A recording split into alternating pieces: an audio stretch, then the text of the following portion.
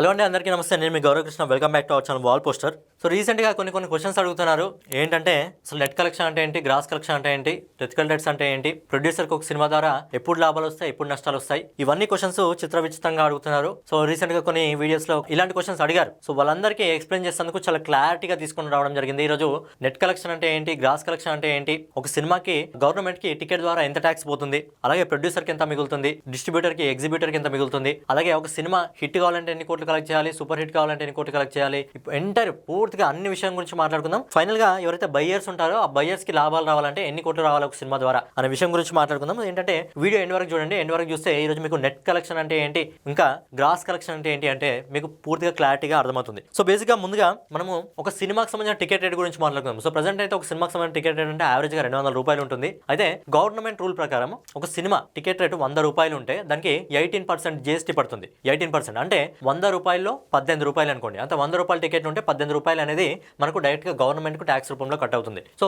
అలా అనుకుంటే ఇప్పుడు మనము 200 రూపాయలు టికెట్ ప్రైస్ అనుకుంటే దాదాపుగా 36 రూపాయలు. ఎందుకంటే యావరేజ్ గా మనకి ఇప్పుడు ప్రెసెంట్ 200 రూపాయల టికెట్ ఈజీగా ఉంటుంది కాబట్టి GST మనకు 200 రూపాయలకు ఒక టికెట్ మీద 36 రూపాయలు గవర్నమెంట్ కు కట్ అవుతుంది. ఆ తర్వాత సో గ్రాస్ కలెక్షన్ ఏదైతే ఉంటుందో ఈ గ్రాస్ కలెక్షన్ లో మనకు ఏదైతే గవర్నమెంట్ ట్యాక్స్ ఉంటుందో ఆ ట్యాక్స్ ఇన్వాల్వ్ అయి ఉంటుంది. అంటే ప్రెసెంట్ ఒక 200 రూపాయల టికెట్ రేట్ ఉంది అనుకోండి. సో 200 రూపాయలే ఉంటుంది, అందులో పన్నులు ఏం కట్ కావు. సో ఇప్పుడు గ్రాస్ కలెక్షన్ మనం 200 రూపాయలు అనుకుంటే ఒక టికెట్ ధర మీద 200 రూపాయలు వేసుకుందాం. సో 200 రూపాయలు అనేది బేసిక్ గా గ్రాస్ కలెక్షన్. సో ఇప్పుడు ఇందులోంచి నెట్ కలెక్షన్ వస్తుంది. నెట్ కలెక్షన్ ఏంటంటే ఈ 200 రూపాయల నుంచి మనం ఇక్కడ 200 రూపాయలకి GST ఎంత కట్ అవుతుందని చెప్పాము, 36 రూపాయలు. అంటే 100 రూపాయలకు 18 రూపాయలు, 18% GST. సో 200 రూపాయలకు 30 రూపాయలు కట్ అవుతుంది. సో ఈ 200 నుంచి ఏదైతే గ్రాస్ కలెక్షన్ 200 రూపాయల టికెట్ ప్రైస్ ఉంటుందో అందులో నుంచి మనకు GST అంటే 100 రూపాయలకు 18 రూపాయలు అనుకుంటే 200 రూపాయలకు 36 అంటే 36%. అది పోతే మనకు నెట్ కలెక్షన్ వచ్చేసి 164 రూపాయలు. అయితే ఇప్పుడు టికెట్ ప్రైస్ ఒక 100 రూపాయలు ఉంది అనుకోండి. 100 రూపాయలు అంటే సింపుల్ గా GST ఎంత కట్ అవుతుంది, 18 రూపాయలు కట్ అవుతుంది. 18 రూపాయలు అంటే మనకి ఇక్కడ 82 రూపాయలు నెట్ కలెక్షన్ రావడం జరుగుతుంది. సో గ్రాస్ కలెక్షన్ కి నెట్ కలెక్షన్ కి డిఫరెన్స్ ఏంటి సింపుల్ గా మాట్లాడుకున్నట్టయితే గ్రాస్ కలెక్షన్ లో మనకి ఏదైతే గవర్నమెంట్ ట్యాక్స్ అయి ఉంటుందో ఆ ట్యాక్స్ అనేది ఇన్వాల్వ్ అయి ఉంటుంది. సో దాన్ని గ్రాస్ కలెక్షన్ అంటారు. గ్రాస్ కలెక్షన్ లో నుంచి GST కట్ అయిన తర్వాత మనకి ఏదైతే వస్తుందో దాన్ని నెట్ కలెక్షన్ అంటారు. సో ఇప్పుడు 200 రూపాయలు ఉంది అనుకోండి. 200 రూపాయల్లో మనకు మామూలుగా 36 రూపాయలు కట్ అవుతుంది GST. 36 రూపాయలు కట్ అయిన తర్వాత దాదాపుగా మనకు 164 రూపాయల నెట్ కలెక్షన్ వస్తుంది. టికెట్ ప్రైస్ 500 రూపాయలు ఉంది అనుకోండి. 500 రూపాయలు ఉంటే GST ఎంత కట్ అవుతుంది అంటే మనకు 90 రూపీస్ కట్ అవుతుంది. సో 90 రూపీస్ కట్ అవుతే మనకు నెట్ కలెక్షన్ వచ్చేసి 410 రూపాయలు వస్తుంది. సో సింపుల్ అనమాట. ఏదైతే నెట్ కలెక్షన్ ఉంటుందో గ్రాస్ కలెక్షన్ ఉంటుందో గ్రాస్ కలెక్షన్ లో నుంచి GST కట్ అయిన తర్వాత వచ్చేది నెట్ కలెక్షన్. మరి నెట్ కలెక్షన్ ఏదైతే వస్తుందో ఆ నెట్ కలెక్షన్ ఎగ్జిబ్యూటర్ ఎవరైతే ఎగ్జిబ్యూటర్ ఉంటారో ఇంకా డిస్ట్రిబ్యూటర్ ఇంకా ప్రొడ్యూసర్. సో ఎగ్జిబ్యూటర్ కి నెట్ కలెక్షన్ ఉంటుంది కదా. నెట్ కలెక్షన్ ఇప్పుడు ఎంత ఉంది మనకి ఇక్కడ 410 రూపాయలు ఉంది అనుకోండి. ఫర్ ఎగ్జాంపుల్ 400 అనుకోండి, సింపుల్ గా అర్థంగా చెప్తున్నాను. సో 50-50 ఉంటుంది. ఎగ్జిబ్యూటర్ కి ఇంకా డిస్ట్రిబ్యూటర్ కి మనకు GST కాకుండా గ్రాస్ కలెక్షన్ కాకుండా అయితే నెట్ కలెక్షన్ వస్తుందో నెట్ కలెక్షన్ లో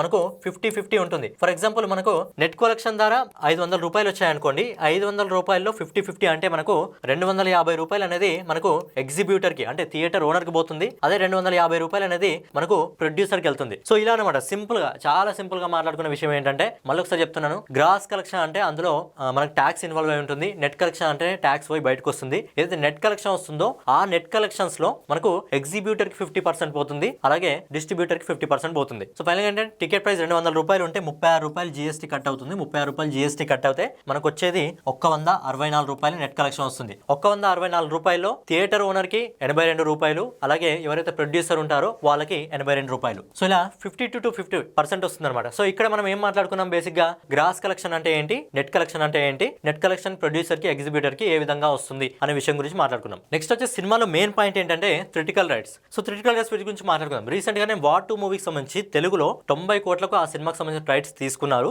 ఆ సినిమా హిట్ కావాలంటే మాక్సిమం 180 కోట్లను కలెక్ట్ చేయాలి. సో అక్కడ నేను హిట్టా సూపర్ హిట్టా బ్లాక్ బస్టర్ అని చెప్పలేదు. సినిమాకి లాభాలు రావాలంటే ఎవరైతే బయ్యర్స్ కొన్నారో బయ్యర్స్ కి లాభాలు రావాలంటే ఆల్మోస్ట్ ఒక 180 కోట్ల రూపాయలు తీసుకొస్తే లాభాలు వస్తున్నాయని చెప్పాను. దానికి మనలో కింద అర్థం కాలేదు, మనలోకి అర్థమైపోయింది అక్కడ. సో ఇప్పుడు చాలా సింపుల్ గా చెప్తాను, మీరు చూసుకోండి. ఒక సినిమాకి సంబంధించి థియేట్రికల్ రైట్స్ ఉన్నాయనుకోండి. ఫర్ ఎగ్జాంపుల్ ఏదో ఒక సినిమాకి సంబంధించి థియేట్రికల్ రైట్స్ దాదాపు 100 కోట్లకు తీసుకున్నారు అనుకోండి. సో 100 కోట్లకు ఏదైతే 100 కోట్లలో మళ్ళీ 50-50 నెట్ కలెక్షన్ గ్రాస్ కలెక్షన్ ఉంటుందని చెప్పాను కదా. అయితే షేర్ ఉంటుంది కదా. సో ఆ షేర్ ప్రకారం ఏంటంటే మనకు 50 crores కానీ దాని పైన వచ్చింది అనుకోండి, అది మనకు 50 crores నష్టం అన్నట్టు వస్తుంది. ఎందుకంటే 50-50 ఉంటుంది కాబట్టి. అదే 100 కోట్లకు కొంటే ఒకవేళ 150 కోట్ల గ్రాస్ కలెక్షన్ వచ్చింది అనుకోండి, అందులో మనకు 75 కోట్లు రావడం జరుగుతుంది. అందులో మనకు 25% నష్టం అయితే వస్తుంది. అదే 100 కోట్ల థియేట్రికల్ రైట్స్ పెట్టుకుంటే నీకు డబుల్ వస్తాయి. అంటే 100 కోట్లు పెట్టుకుంటే నీకు 200 కోట్లు వచ్చాయి వచ్చాయనుకోండి, 200 కోట్లు వస్తే అప్పుడు నీకు ఏమవుతుందంటే 100 కోట్లను నువ్వు అచీవ్మెంట్ అయినట్టు. ఎందుకంటే 50-50 థియరిటికల్ రైట్స్ లో 50-50 మళ్ళీ నీకు వచ్చిన గ్రాస్ లో సగం ఎగ్జిబ్యూటర్ కు ఉంటుంది, సగం ప్రొడ్యూసర్ కు ఉంటుంది. కాబట్టి నీకు 100 వస్తే బ్రేక్ ఈవెన్ అయినట్టు. అంటే నువ్వు 100 కోట్లు పెట్టి థియరిటికల్ రైట్స్ తీసుకున్నప్పుడు ఆ సినిమా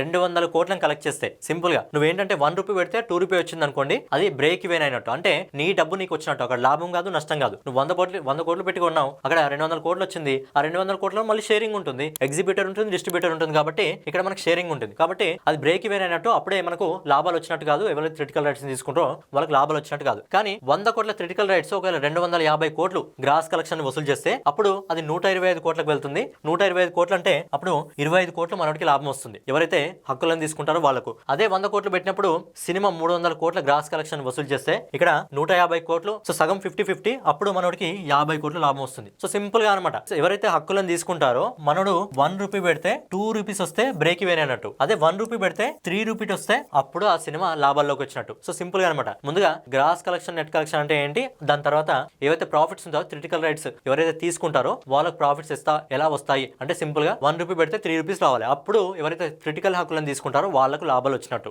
సో ఫస్ట్ మనం ఏం మాట్లాడుకున్నాం, ఒక సినిమాకి సంబంధించి నెట్ కలెక్షన్, గ్రాస్ కలెక్షన్ ఏ విధంగా ఉంటుందో మాట్లాడుకున్నాం. నెక్స్ట్ టైం మాట్లాడుకున్నాం ఎవరైతే థియరిటికల్ రైట్స్ తీసుకుంటారో వాళ్ళకి ఏ విధంగా లాభాలు వస్తాయనే విషయం గురించి మాట్లాడుకున్నాం. సో ఇప్పుడు ఒక సినిమా 100 కోట్లు తీస్తే ఆ సినిమా హిట్ కావాలంటే ఎన్ని కోట్లు వసూలు చేయాలి, సూపర్ హిట్ కావాలంటే ఎన్ని కోట్లు వసూలు చేయాలి, అలాగే ఆల్ టైమ్ బ్లాక్ బస్టర్ కావాలంటే, అలాగే బ్లాక్ బస్టర్ కావాలంటే ఎన్ని కోట్లను వసూలు చేయాలి అని మనం సింపుల్ గా మాట్లాడుకుందాం. సో ఒక సినిమా 100 కోట్లతో తీసాం అనుకోండి, ఒక సినిమా మనం 100 కోట్లతో తీస్తాం. సో 100 కోట్లతో తీసిన సినిమా దాదాపు 125 కోట్ల నుంచి 150 కోట్లు తీస్తే ఆ సినిమా హిట్ అయినట్టు. ఒక సినిమా 100 కోట్లు తీస్తే 125 కోట్లు లేకపోతే 150 కోట్లు వస్తే ఆ సినిమా హిట్ అయినట్టు. అలాగే అదే సినిమా సూపర్ హిట్ కావాలంటే మనకు దాదాపు 200 కోట్లు, అంటే బడ్జెట్ కు మించి డబ్బులు వసూలు చేయాలి. 200 కోట్లను వసూలు చేస్తే ఆ సినిమా సూపర్ హిట్ అయినట్టు. మరి అదే సినిమా బ్లాక్ బస్టర్ కావాలంటే సినిమా 2.5 రెట్ల నుంచి 3.5 రెట్లు ఎక్కువ వసూలు చేయాలి. అంటే 100 కోట్ల రూపాయలు అంటే ఇక్కడ ఈ సినిమా 300 కోట్ల నుంచి దాదాపు 350 కోట్లను వసూలు చేస్తే ఆ సినిమా బ్లాక్ బస్టర్ హిట్ అయినట్టు. అదే విధంగా cinema all time block buster hit కావాలంటే ఏం కావాలంటే సినిమా 4 రెట్లు ఎక్కువగా వసూలు చేయాలి. అంటే 100 కోట్ల సినిమా దాదాపుగా